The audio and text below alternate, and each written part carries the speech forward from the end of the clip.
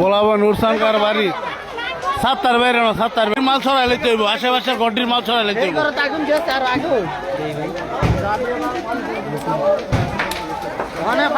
একটা ব্যবস্থা করতে হইব বিরাট বড় আগুন গোলাব নূর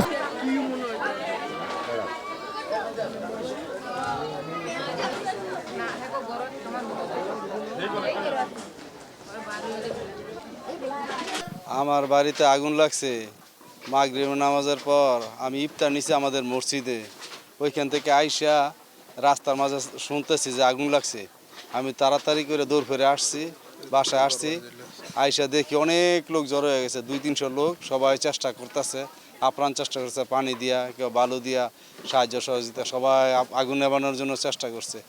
আমি হতাশ হয়ে গেছি আমার সব শেষ হয়ে গেছে আমি সবার কাছে সাহায্য সহযোগিতা আছে আমাদের একটু খেয়াল রাখবেন আপনারা আমি সব শেষ হয়ে গেছি আগুনটা লাগছে আমি আমার বাতিজা ফোন দিছে যে কলে 7টার বাড়িতে আগুন লাগছে তখন আমি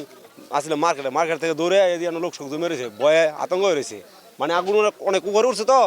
তখন আমি যখন হাত বাড়াইছি তখন ওই এলাকার মানুষ সবাই বাল্টি বুল্টি যাই যেটা পাই সেটা পানি ছেড়ে দিয়ে সহায়তা করছে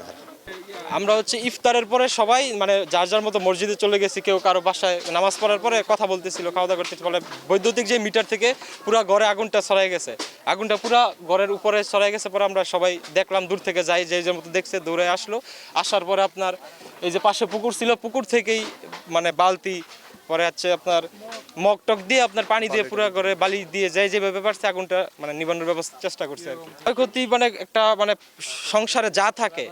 মানে যা থাকে কিছুই নাই মানে অবশিষ্ট কিছু নেই একটা মানে টুকরা সুতার টুকরা মতো বের করার ব্যবস্থা আমরা কিছু করতে পারি নাই মানে যা ছিল সবই শেষ ফ্রিজ টিভি খাট আলমারি মানে যা যা থাকার অবস্থা মানে সবই পুরো স্থায়ী হয়ে গেছে